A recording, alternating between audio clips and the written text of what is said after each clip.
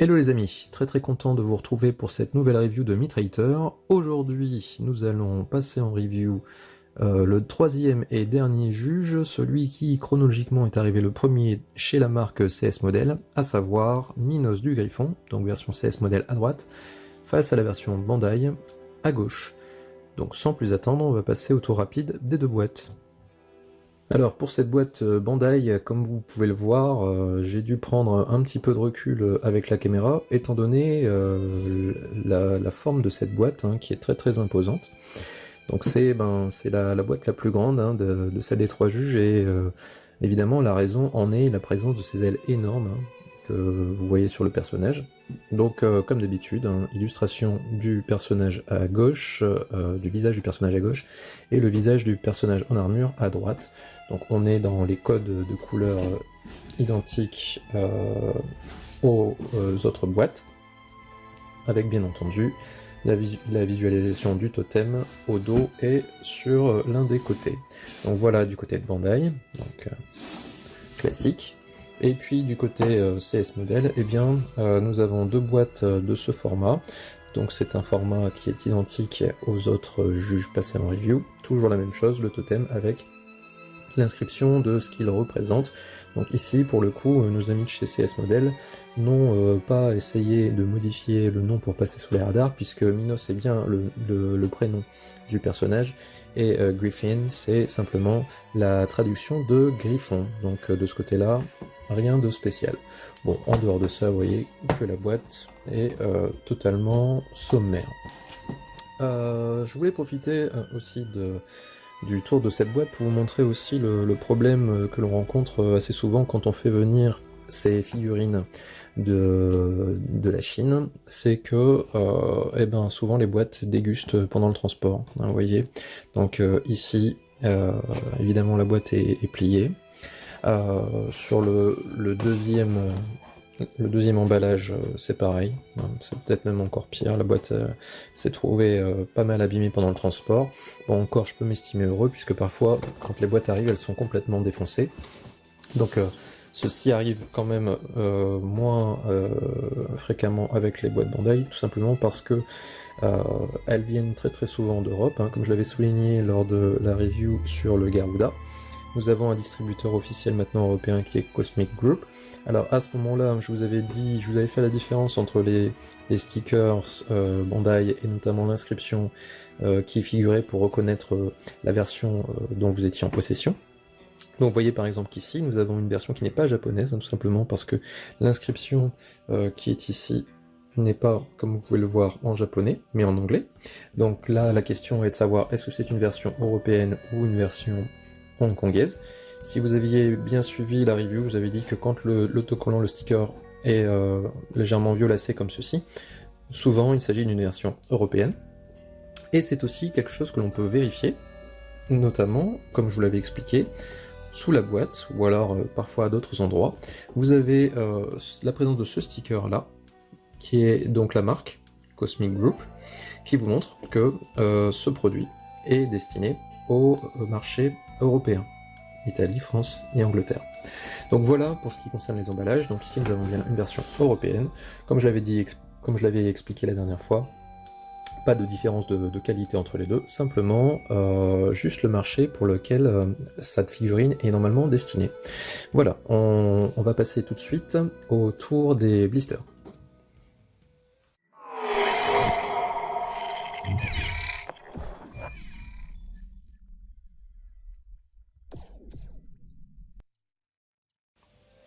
Voilà, donc de retour pour les blisters. Je vais vous le faire rapido concernant la version Bandai, encore une fois, parce que cette figurine a déjà été passée en review par divers youtubeurs, notamment de CNS. Donc, premier blister, celui qui contient le personnage. Donc, présence évidemment des éléments qui vont nous intéresser au premier point, à savoir les visages, les différentes paires de mains, et on se rend compte que, pour une fois, Bandai a été généreux, puisque on a pas mal de mains, et notamment la présence de ces mains un peu fluo, que l'on peut utiliser pour simuler l'attaque du Griffon. A noter que Bandai a été un peu radin, nous avons à nouveau uniquement deux cache-mains, donc une paire de cache-mains, ce qui veut dire qu'il faudrait être prudent et ne pas les perdre. Voilà donc pour ce premier blister. Bon, le deuxième blister est sans doute la raison pour laquelle la boîte est aussi imposante, hein. Il s'agit des ailes énormes du Griffon, des ailes très imposantes, mais pour autant assez mobiles, nous le verrons après sur la review. Et enfin, ce qui constitue le totem, là aussi plutôt imposant. Voilà pour la version Bandai. Pour ce qui est de la version CS Model, donc je rappelle que c'était chronologiquement la première à être sortie, que le Griffon et Radamanth sont sortis bien après, et pourtant c'est peut-être la version où les pièces sont le mieux arrangées. Bon, comme pour les autres versions, le personnage n'apparaît pas dans les blisters, alors pas toutes les autres versions en fait. Au niveau du Garuda, si je dis pas de bêtises, le personnage était inclus dans le blister. En revanche, pour celui-ci, eh bien, le personnage est livré à part. Donc dans ce blister-là, qui est le blister principal, les visages, on voit que l'organisation est presque identique à celle de Bandai, hein. Les visages, les mains en dessous, et puis ensuite les autres pièces d'armure, bon évidemment disséminées un tout petit peu différemment de la version Bandai, tout simplement parce qu'il n'y a pas le personnage au milieu. Voilà pour ce qui est de l'organisation. Remarquez qu'au niveau des cache-mains, eh bien, CS Model n'a pas été plus généreux que Bandai, puisque nous n'en avons également que 2. Voilà, maintenant il restera à voir au montage si je vais avoir les mêmes problèmes de calibrage des pièces qui recouvrent les mains par rapport aux trous qui sont prévus à cet effet dans les mains. Donc ça va être la surprise. Et puis, bien évidemment, le dernier blister, qui est celui des ailes, qui ressemble énormément à celle de Bandai. Donc le but, comme d'habitude, ça va être de voir un peu les différences entre ces deux versions, et puis de conclure. Voilà, on passe tout de suite au passage en revue des deux personnages nus. Alors, les deux personnages nus. Comme d'habitude, on va essayer de s'intéresser aux différences entre les deux versions. Donc, première différence, hein, ça concerne la taille des deux figurines. Comme pour le Garuda, hein, si vous vous souvenez bien, la version CS Model de ce Griffon a un personnage qui est légèrement plus court sur pattes que la version Bandai. Et cette différence, hein, contrairement à celle qui marquait le Garuda face à la version Bandai, ne se situe pas vraiment au niveau du cou, mais plutôt au niveau des jambes, hein. Si on regarde un petit peu au niveau de la taille des jambes, donc là, vous le voyez, je pense, assez nettement, c'est que les jambes de la version Bandai sont légèrement plus grandes que la version CS Model. On le voit notamment, vous voyez ici, au niveau des genoux, hein, le genou de la Bandai va légèrement plus haut, et ici au niveau de la cuisse, on a une cuisse qui va aussi un peu plus haut sur la version Bandai. Donc la version Bandai, et bon là vous voyez, je pense assez nettement que la version Bandai est un peu plus grande. Donc ça c'est une première différence. Une deuxième différence tient à la couleur des cheveux, puisque sur la version Bandai on a des cheveux qui tirent sur le gris-bleu, alors que sur la version CS Model, nous avons des cheveux qui tirent plutôt sur le gris-violet. Donc je pense que c'est assez net sur l'image. Une autre différence, et ça sera plus ou moins la dernière, c'est comme d'habitude au niveau des visages, hein, qui ne sont pas totalement identiques. Donc on va en avoir un aperçu là, mais on verra ça davantage sur le détail des visages. Mais nous avons à nouveau des visages qui sont un peu plus courts sur la version CS Model par rapport à la version Bandai, ce qui change un peu l'expression. Donc ça, nous verrons le détail de ces visages-là tout à l'heure. Pour ce qui est du reste, hein, toujours la même chose, présence du numéro de série sur la Bandai, pas de numéro de série sur la version CS Model. Pour ce qui concerne la rigidité, aussi bien la version Bandai que la version CS Model n'ont pas de gros problèmes de rigidité. Donc là, j'ai pas eu de correction à apporter, en tout cas sur les articulations comme les genoux. On a une figurine qui est assez rigide chez Bandai, mais pas dans l'excès non plus, hein. Voyons que ce genou n'est pas non plus excessivement dur, ce qui peut compliquer un petit peu le posing avec les ailes énormes. mais souvent il suffira de prendre appui sur les ailes. Pour ce qui est de la version CS Model, j'ai pas eu non plus de correction à apporter sur les articulations comme les genoux par exemple, ou même les jambes qui sont assez rigides. En revanche, j'ai dû appliquer un petit peu de frein filet, comme sur le tuto que j'ai fait il y a pas longtemps, sur les pieds ici, enfin sur un des deux pieds, celui-ci, puisqu'il avait tendance à être un petit peu laxe. Vous voyez que grâce à l'action du frein filet, on a retrouvé une rigidité qui nous permettra de poser la figurine sans problème. Voilà pour ce qui est du tour des deux personnages nus. Et nous allons passer tout de suite au passage en revue des visages, des mains et des principales pièces d'armure. A tout de suite. Alors, de retour pour les visages, le comparatif des visages Bandai donc ici par rapport à ceux de CS Model là. Que ce soit pour le visage neutre, le visage souriant, le visage un peu grimaçant ou le visage hurlant, il y a une vraie différence qui est la même pour chacun des visages, à savoir la taille du visage, comme pour la version du Garuda. La version CS Model, comme vous pouvez le voir ici, a une taille qui est légèrement plus courte que la version Bandai. Ce qui crée une expression dans le visage un peu différente, et notamment on voit que l'œil de la version CS Model est un peu plus bas, j'ai l'impression, que la version Bandai. On a une distance entre le sourcil et puis l'œil qui est un peu plus grande sur la version CS Model par rapport à la version Bandai, alors que la version CS Model a un visage plus court. Donc résultat, l'expression est un peu différente. L'expression du visage est un peu différente, mais également le coloris du visage. Voilà. Comme vous pouvez le voir sur la vision d'ensemble, le teint de peau de la version Bandai est beaucoup plus clair que sur la version CS Model. Il y a également toujours ce petit problème d'effet un peu plastique qui est notamment visible sur ce visage-là. Vous voyez ce reflet ici qui n'apparaît pas vraiment sur la version Bandai.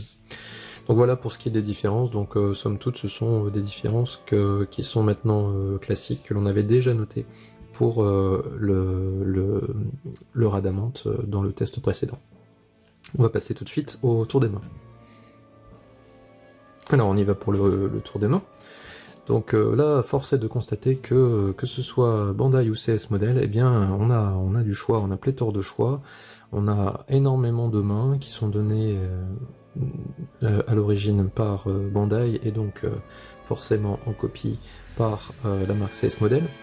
Ceci est sans doute dû au fait que le personnage a une utilisation de ses mains qui est un peu particulière, puisque son attaque de la marionnette fait qu'il est amené à bouger ses doigts dans différentes positions, d'où l'apparition de cette main un peu particulière. Également de cette main ici avec un index qui est un peu courbé de façon un peu crochue. Bon, pas de grosses différences pour ce qui est des mains ici, ce sont des mains qui sont en tout point similaires. Vous voyez que les jointures au niveau des mains sont les mêmes.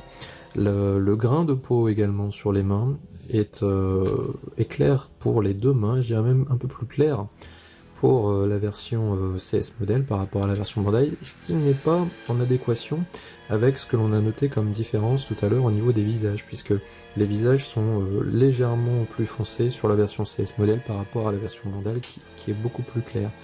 Donc il y a une petite divergence entre le teint de peau des doigts par rapport au visage sur la CS Model, ce qui peut avoir son importance.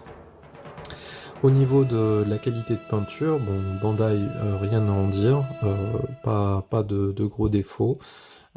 Pour ce qui est donc de la CS Model, encore une fois, qui était la première sortie, donc on pourrait s'attendre à des catastrophes, mais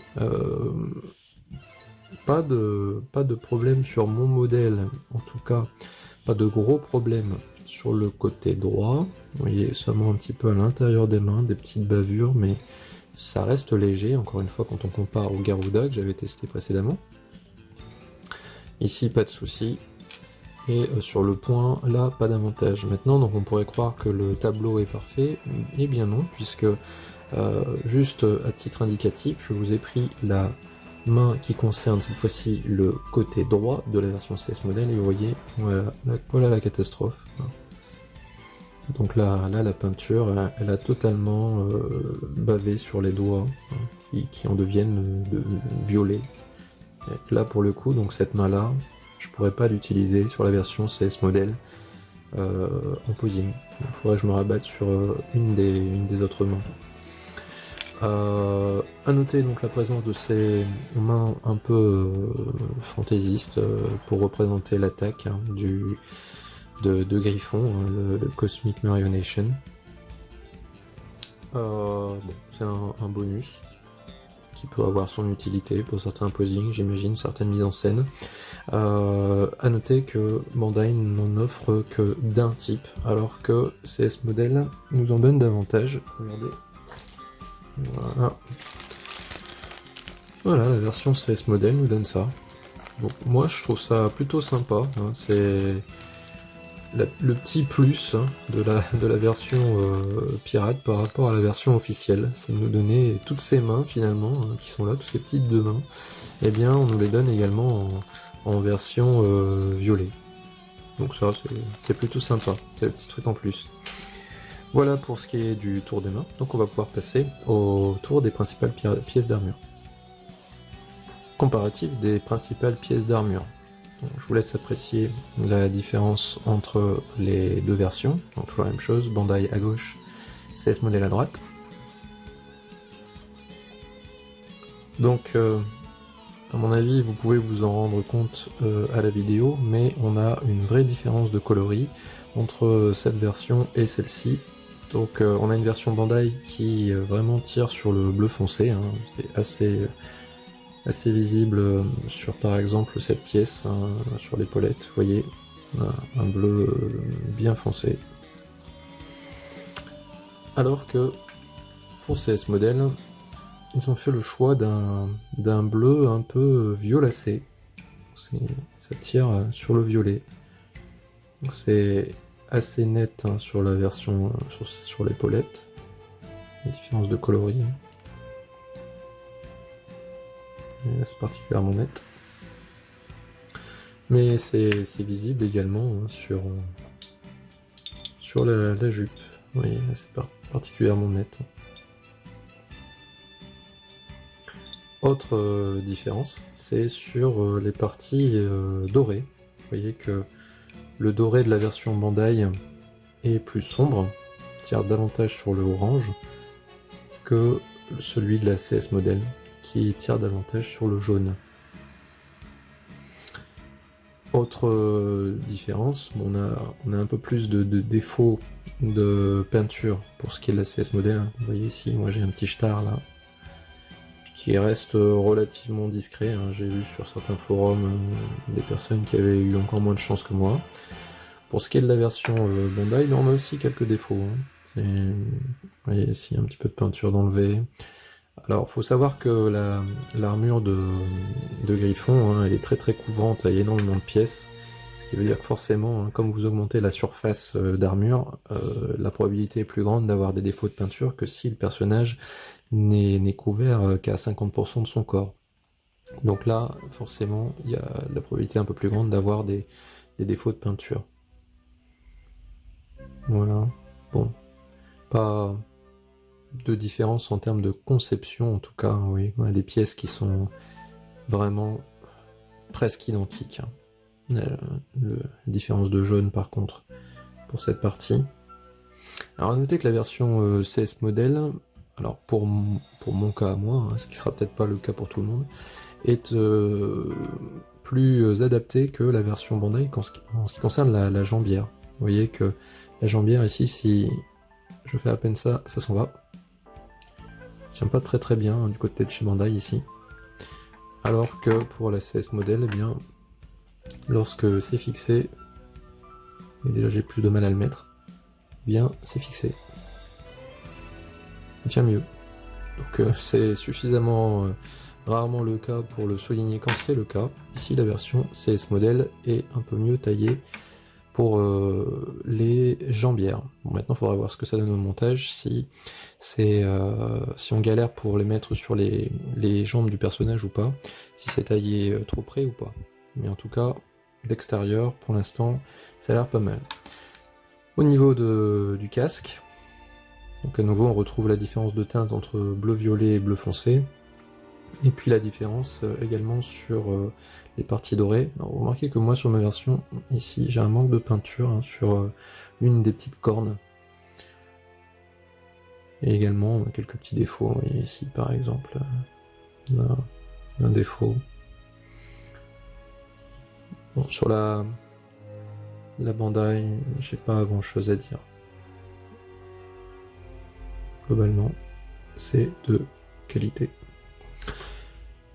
Voilà pour ce qui est du casque. On n'a pas évoqué cette pièce-là hein, qui protège l'abdomen. Donc plutôt, encore une fois, un peu violacé sur CS modèle. Voilà. Donc pour les deux, on voit les attaches. Voilà pour ce qui est des différentes pièces d'armure. Maintenant, on va pouvoir aborder tranquillement le montage de la version CS modèle. A tout de suite.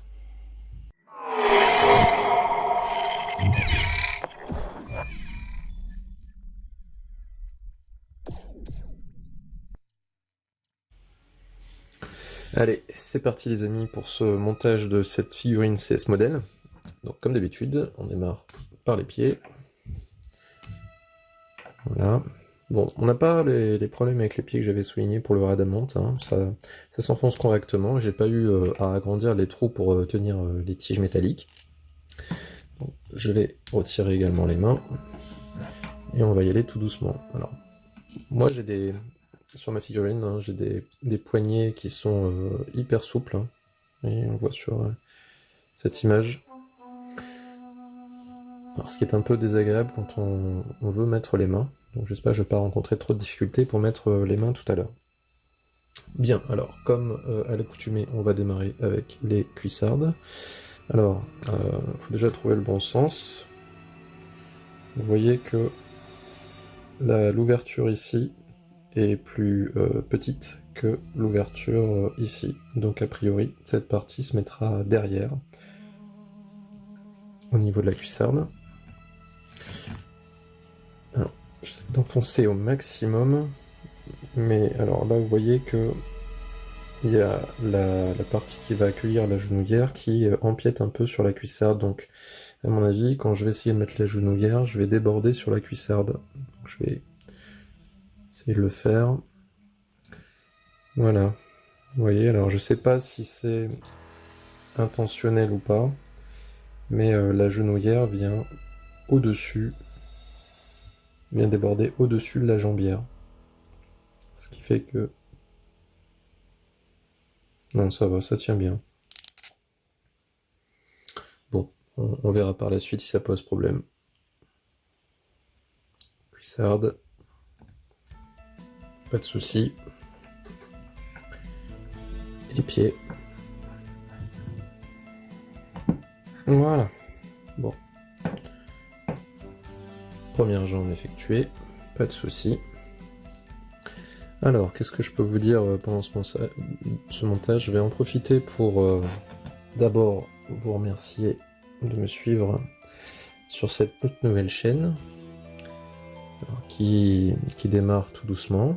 Mais alors j'ai l'impression qu'il y a quand même une vraie demande pour ce genre de vidéos et ce pour des raisons plus ou moins différentes. D'abord, on a des collectionneurs qui les apprécient parce que, étant collectionneurs de versions Bandai, au moins ça leur permet d'apprécier les différences entre les versions alternatives et les versions pirates.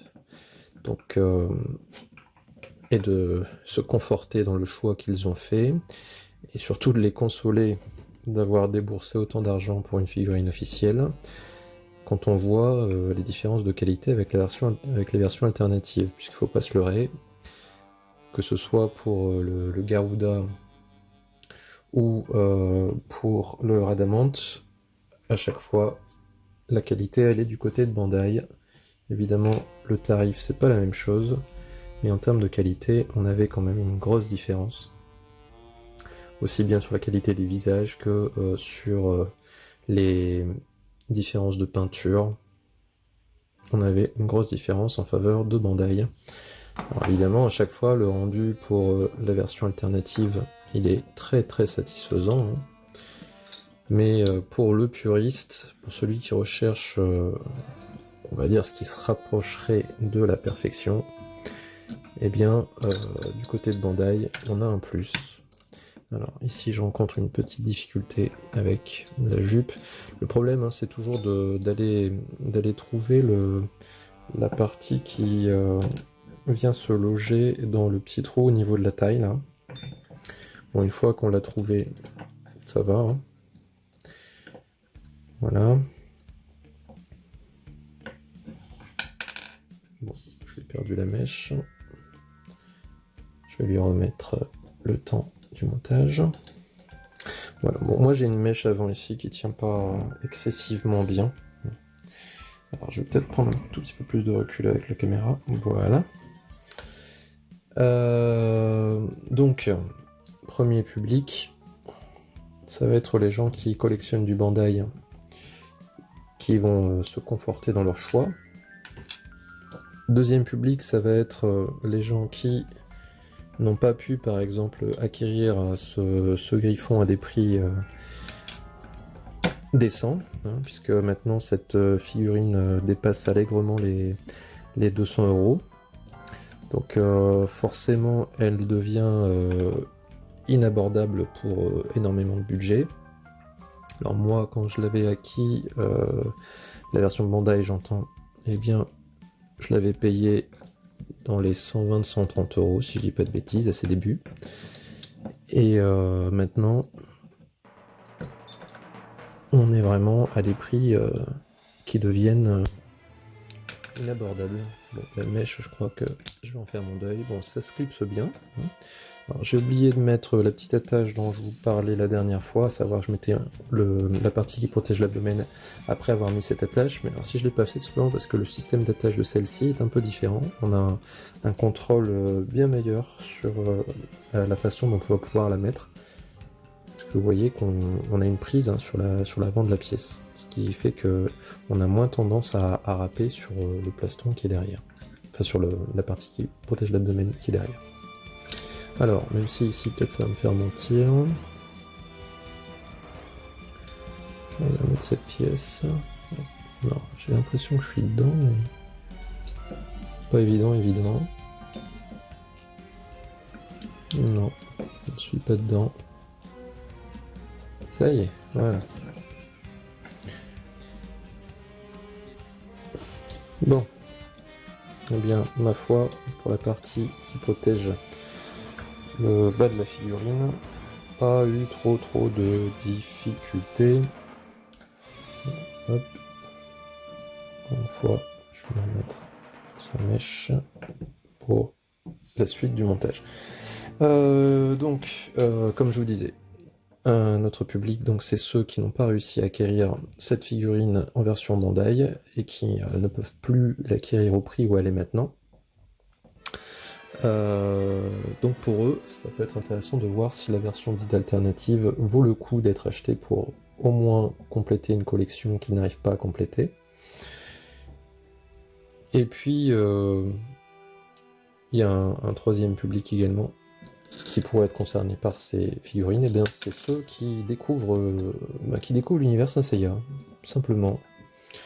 Et ici, je vais me permettre de faire une petite digression sur la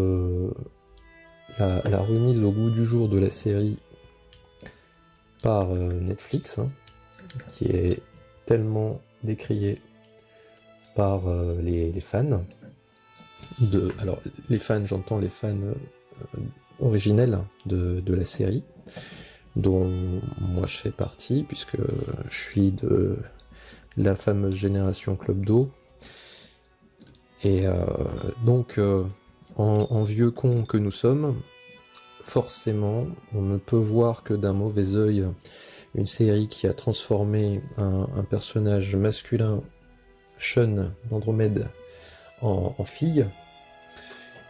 Une série dont les dialogues ont été vraiment appauvris.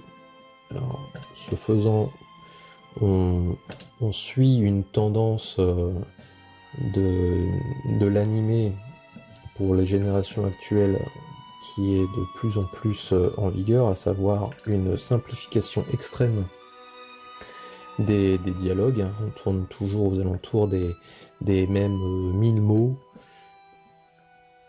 pour faciliter l'accès direct à la compréhension des gamins. Vous savez, comme ils sont trop bêtes pour comprendre, en tout cas c'est ce que pensent ceux qui conçoivent nos séries maintenant, eh bien on va leur simplifier au maximum la compréhension.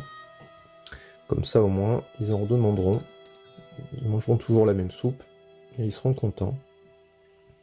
Alors ici je m'arrête quelques secondes pour vérifier que je suis pas en train de mettre les protèges biceps à l'envers, mais normalement ça a l'air d'être bon.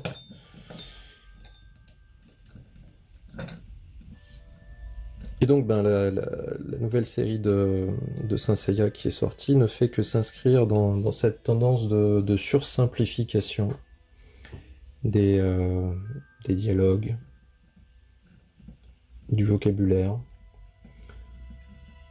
Alors, j'ai des hésitations pour les petites griffes du griffon, je pense que ça se met comme ça. Alors j'ai un doute par contre sur la position des griffes. Alors je vais faire une petite ellipse pour vérifier au niveau de la boîte de la Bandai ce que ça donne.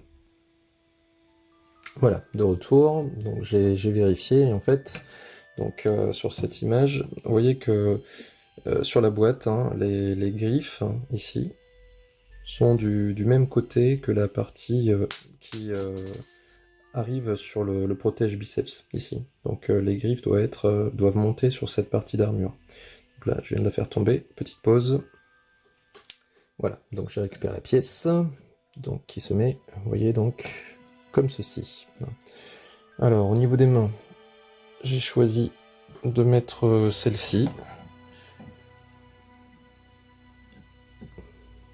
Voilà.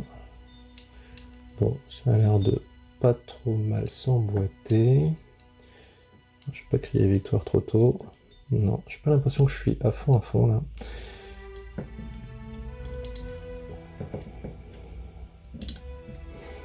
Bon, alors vous voyez que la tâche de la ceinture là, tendance à se barrer plus que de raison, donc je vais pas la remettre tout de suite. Voilà. Voilà pour l'instant.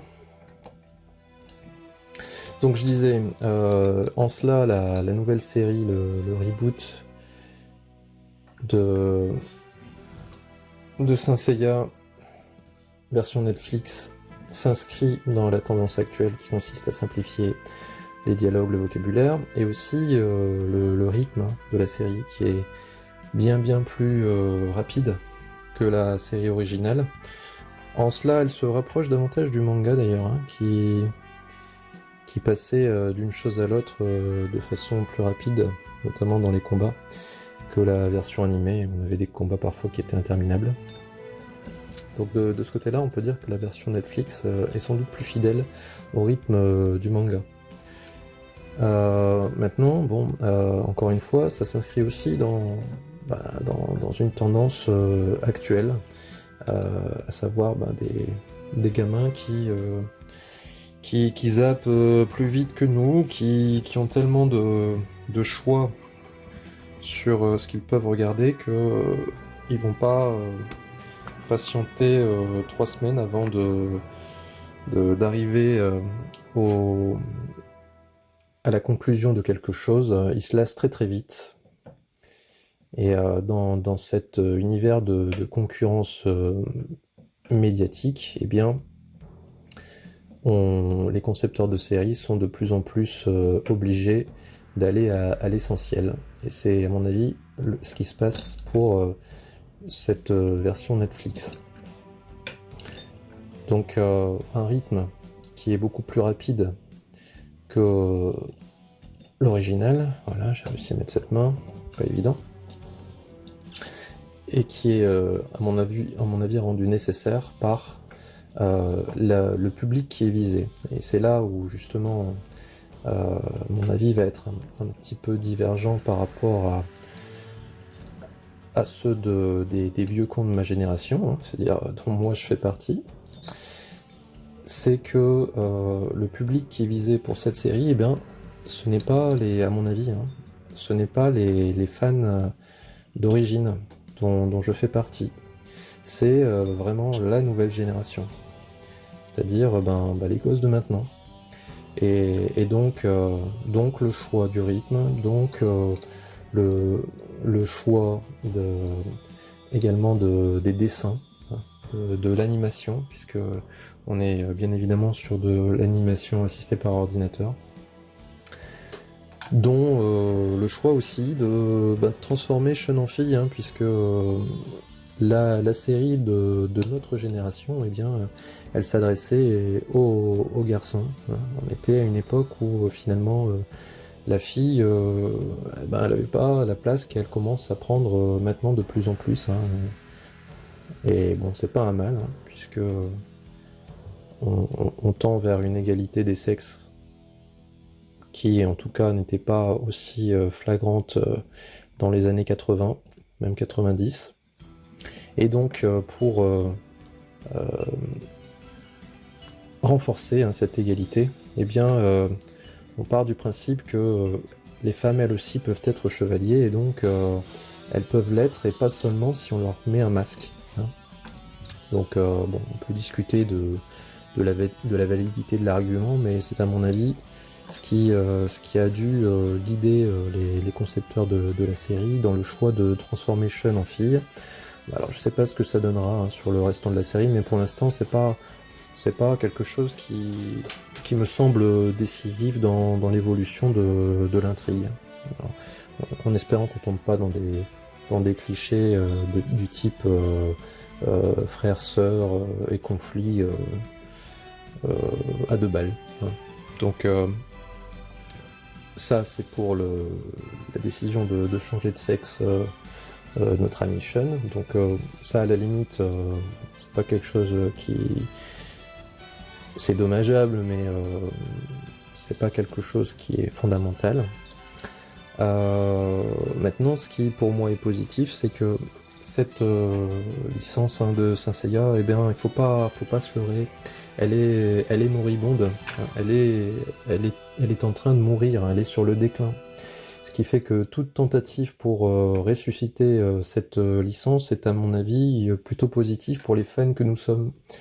C'est-à-dire que on peut déplorer le fait que Bandai n'édite pas suffisamment de figurines pour x, y raison. Alors certains disent parce que comme ça ils s'en mettent plein les poches, etc. Mais moi je pense que la raison elle est plus simple que ça, hein. On ne fait pas de grandes quantités tout simplement de peur de ne pas les écouler, hein. Je vais prendre un exemple très concret. Vous prenez la figurine de Saint-Yasho, c'est Choco, si je dis pas de bêtises. Je pense qu'ils en ont édité vraiment beaucoup, hein. Et puis qu'est-ce qu'on voit? On voit que cette figurine là, chez tous les marchands de figurines, hein, eh bien cette figurine elle commence à être bradée, hein. C'est une figurine qui avait démarré aux alentours de, si je dis pas de bêtises, aux alentours de 90-80 €, quelque chose comme ça. Et là, au Japon, alors, si on regarde un petit peu sur eBay, hein, les vendeurs qui sont basés au Japon, eh bien cette figurine, elle tourne pour maintenant des 55-60 € maxi, hein. Alors ici, je vais juste faire une pause pour voir comment mettre cette partie. A priori, ça a l'air d'être comme ça. L'arrière de la chevelure, oui. Donc aux alentours des 55-60 €. Là où on avait au départ une figurine qui valait dans les 70-80 €. Ce qui semble être une tendance inverse à la tendance des figurines habituellement, hein, qui démarrent aux alentours de ce prix-là, hein, 70-80 €, et puis qui très vite monte à des 120, 130, parfois 200 € comme celui-ci par exemple. Enfin celui-ci, j'entends la version Bandai, hein, pas la version CS Model. Donc la raison, quelle est-elle? Eh bien c'est très simple, c'est que a priori ils en ont tiré trop d'exemplaires et qu'il n'y a pas une demande suffisante pour absorber ces exemplaires qui ont été tirés. Et donc au final, eh bien on est obligé de brader une figurine. Voilà. Donc moi je pense que c'est la raison pour laquelle Bandai n'en tire pas d'énormes quantités de ces figurines, simplement de peur de ne pas les écouler, tout simplement parce que cette licence elle est moribonde et sans doute sur le déclin. Alors, il y a une mèche à mettre ici. Et donc si je reviens à mon propos de départ, sur cette série Netflix, et le biais positif que j'ai vis-à-vis de cette série, c'est que pour moi, ça peut être l'occasion aussi de faire revivre une licence qui était en train de péricliter. Et pour les fans de la première heure que nous sommes, ça ne peut être que positif pour voir ensuite d'autres figurines sortir. Puisque ça peut donner naissance à un nouveau public amateur de ces figurines-là. Et aussi ça peut leur servir, ça peut servir également cette série de porte d'entrée pour ce public-là, vers les anciens épisodes de la série. Et ça, à mon avis, c'est une chose très positive. Voilà. Donc, mis à part toutes les... alors, certains parleront d'incohérence de scénario, certains diront sursimplification, etc. Mis à part tout ça, pour moi, eh bien, cette série, c'est plutôt positif, parce que ça va donner un nouveau public à cette série. Bon, j'en veux pour preuve, c'est que bon, j'ai des enfants, bien évidemment, et ben mes enfants, ils aiment bien cette nouvelle série. Voilà. Et donc quelque part, la mission de Netflix a été remplie dès lors que ils ont réussi à conquérir un public que, a priori, ils visaient. Et dont malheureusement, nous, fans de la première heure, nous ne faisons a priori pas partie. Alors, pas partie si on veut, parce que bon, honnêtement, ça se laisse regarder, quoi. Hein. Évidemment, c'est pas moi qui vais vous dire que ça vaut la série originale, hein. Mais bon, ça se laisse regarder. Surtout là, cette deuxième partie, bon, on arrive sur la... Bon an mal an, on arrive sur le sanctuaire, tout doucement, hein, ce qui va être vraiment pour moi décisif sur le jugement de la qualité qu'on peut apporter sur ce revival de la série, on va dire. Et donc, forcément, cette partie-là va être intéressante à suivre. Alors là, j'ai des soucis pour mettre, vous voyez, les ailes là. Alors, je suis pas convaincu par le rendu que j'en ai. Alors, je sais pas si c'est parce que je les ai mal mises ou... Parce que j'ai l'impression qu'il y a une différence par rapport à ma version Bandai. Alors, au niveau de l'articulation...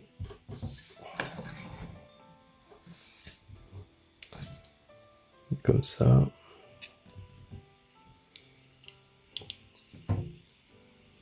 Non, je suis pas convaincu. Alors, je vais devoir faire une petite pause, il faut que je vérifie au niveau de l'articulation. A tout de suite. Voilà, donc de retour, après avoir réussi à mettre cette épaulette gauche récalcitrante. Hein. Bon, le système d'attache à l'arrière, hein, ici, n'est pas évident. Hein. On a une sorte de boucle qui vient s'enficher là, sur un élément métallique. Et bon, c'est pas évident à manipuler, mais bon, sur la Bandai, on a le même type d'attache, hein, mais alors, de mémoire, ça m'a pas demandé autant d'efforts pour mettre cette pièce-là quand j'avais monté ma version Bandai. Mais bon, bon an mal an, on arrive au résultat espéré. Alors, j'ai oublié de dire un mot sur les cache-mains ici. Hein. J'ai pas rencontré de difficulté pour les mettre, ceux-là. Ils étaient taillés comme il faut pour les mains. Pareil ici. Hein. J'ai pas eu de difficulté. Bon, alors si je reprends mon propos d'avant la pause, eh bien, la série en elle-même, hein, de Netflix, pour moi, est un point positif, puisqu'elle permettra, enfin j'espère, en tout cas, de revigorer une série qui était, à mon avis, moribonde et sans doute sur le déclin. Ce qui veut dire que forcément, hein, si je reviens sur cette histoire de tarifs, hein, eh bien nos figurines actuelles, si elles prennent tant de valeur, c'est tout simplement parce que Bandai, n'élitant pas, sans doute de peur de ne pas vider les stocks, n'élitant pas un grand nombre de ces figurines, eh bien très vite, on se retrouve dans des pénuries, surtout que peut-être qu'il y a un public un peu plus présent qu'au départ, ce qui était prévu. Et forcément, eh bien, comme nous sommes dans un monde capitaliste, où c'est la loi de l'offre et de la demande qui prévaut, eh bien, dès lors qu'il y a plus de demandes que d'offres, eh bien, les prix s'envolent. Voilà. Donc voilà pour ce qui est de mon explication des tarifs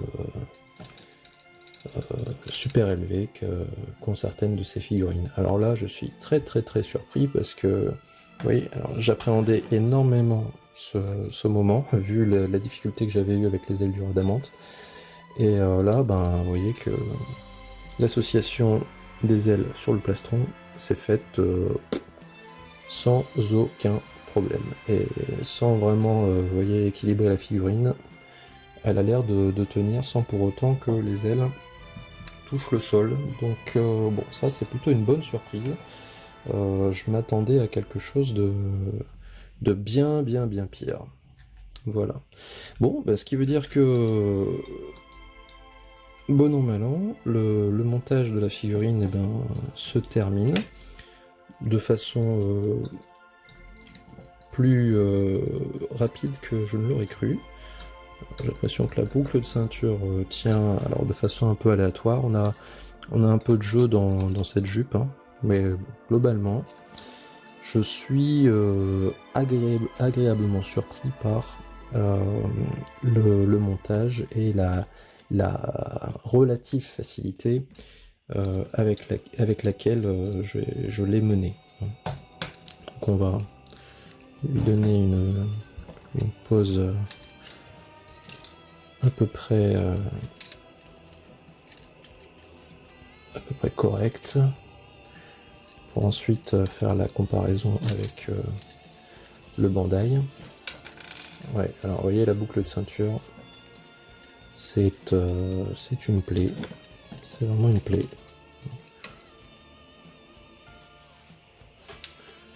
Voilà les amis, de retour après cette petite ellipse qui m'a permis de fignoler un peu la pause finale que je vais lui donner pour procéder au comparatif avec la version Bandai. Donc bon, pour résumer ce montage, pas trop de difficultés, hein, un peu de soucis pour mettre cette épaulette là, mais bon, globalement j'ai pas eu à retailler les mains. Honnêtement, c'est l'une de celles qui m'a donné le moindre de problème dans les versions CS modèle à monter. L'équilibre de la figurine est plutôt bon, hein. Vous voyez que malgré les ailes imposantes, la figurine tient debout sans pour autant avoir besoin d'utiliser les ailes comme support à l'arrière. Bon, globalement, c'est plutôt positif du point de vue du montage. Et le rendu est là, hein, vous voyez. C'est un personnage bon, plutôt joli, hein. Certains trouvent que son armure elle est surchargée, imposante, etc. Mais moi j'aime bien ce côté un petit peu couvrant de l'armure. Je trouve que c'est un personnage qui en jette quand même, hein. C'est une figurine qui est différente des autres. Alors, si on a la place en plus, alors on peut vraiment... oups, alors là, vous voyez, les ailes se démontent. On peut s'en donner à cœur joie en déployant les ailes. Alors je sais pas si au niveau de l'équilibre on va pouvoir supporter ce genre de choses, mais on peut essayer. On y est presque. Vous voyez, ça tient. Bon, ça demande d'avoir de la place dans sa vitrine, hein, bien évidemment, mais la figurine le permet. Donc voilà pour ce qui est de la version CS modèle. Je vais montrer très rapidement, comme la dernière fois, la version Bandai, et puis viendra le moment du bilan final de cette figurine. Voilà, à tout de suite les amis. Voilà, donc de retour pour le montage accéléré de cette figurine Bandai.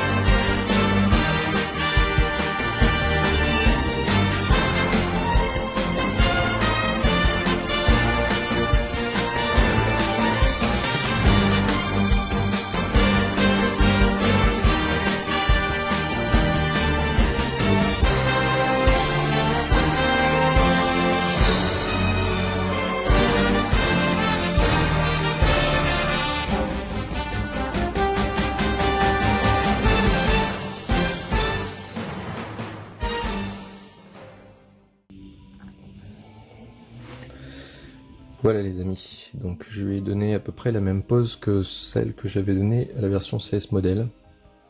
Donc voilà pour le rendu de la version Bandai. Je vous laisse admirer la figurine, qui est toujours aussi belle, hein, avec une couleur différente de celle de la CS Model, un peu plus bleutée ici. Hein. Voilà. On arrive maintenant au moment de la conclusion de la review avec le bilan final. A tout de suite.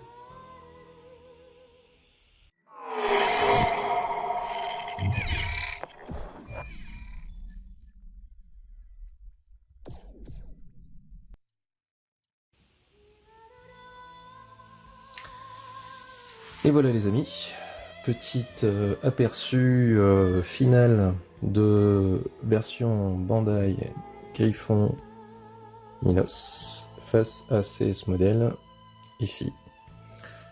Donc bilan pour ces deux figurines vraiment superbes avec un rendu excellent, que ce soit pour la CS Model ou pour la Bandai.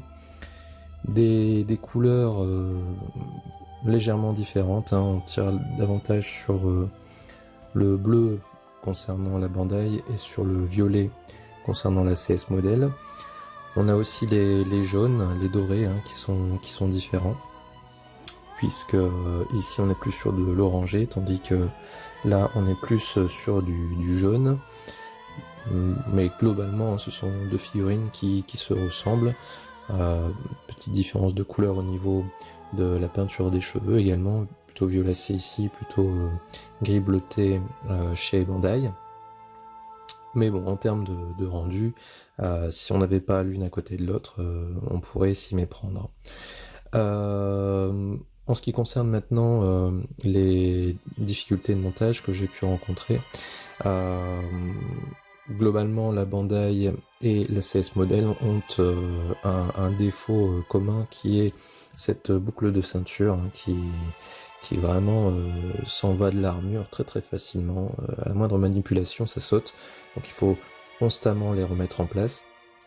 j'ai rencontré moins de soucis pour monter les jambières sur la Bandai qui vraiment montent très haut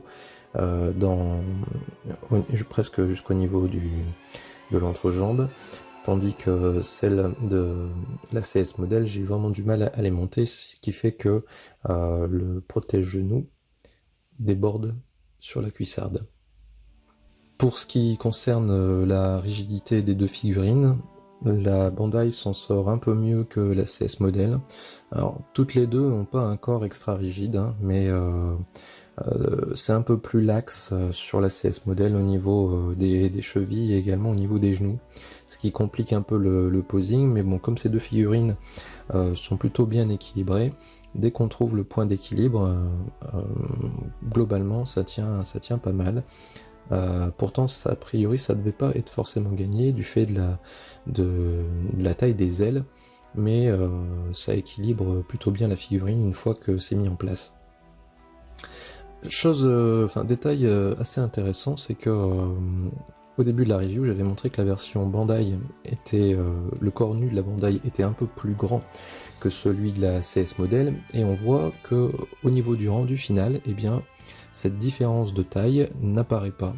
Alors, je ne sais pas vous dire à cause de quoi c'est, mais le fait est que cette différence de taille n'apparaît pas. Alors peut-être que c'est parce que j'ai un petit peu tordu un petit peu plus le buste sur la version Bandai que sur la version CS Model, mais au final, j'ai un même plus, la CS Model a l'air d'être un poil plus grande que la Bandai. Alors peut-être que c'est dû au posing, mais le fait est que le rendu final ne laisse pas apparaître vraiment de différence de taille entre les deux. C'est vraiment au niveau du coloris qu'on peut vraiment différencier ces deux figurines. Voilà à peu près ce que je devais vous dire sur ces deux figurines. Si on conclut, eh bien on peut dire que comme d'habitude, hein, la version Bandai a une qualité plus haute que la version CS Model. Maintenant, cette qualité a un prix, hein, puisque cette figurine-là n'est plus trouvable à moins de 200 €, tandis que bon, la version CS Model, on peut encore la trouver dans les 70 €, port compris. Donc, si vous avez le budget et puis que la qualité pour vous est importante, eh bien, comme d'habitude, la version Bandai l'emporte. Packaging, finition, globalement, pas de difficulté de montage. Tout ça, c'est des points positifs pour la Bandai. Pour la CS Model, le rapport qualité-prix est imbattable. Le rendu est très très très satisfaisant. Quelques petits défauts de peinture, de finition, mais globalement, on a quand même quelque chose qui se tient. Voilà pour cette review, hein. Donc c'était la dernière review des juges, puisque celui-ci était le dernier. Il me reste à vous souhaiter plein de bonnes choses pour cette année qui commence, et de vous dire simplement à bientôt, et portez-vous bien jusqu'à la prochaine review.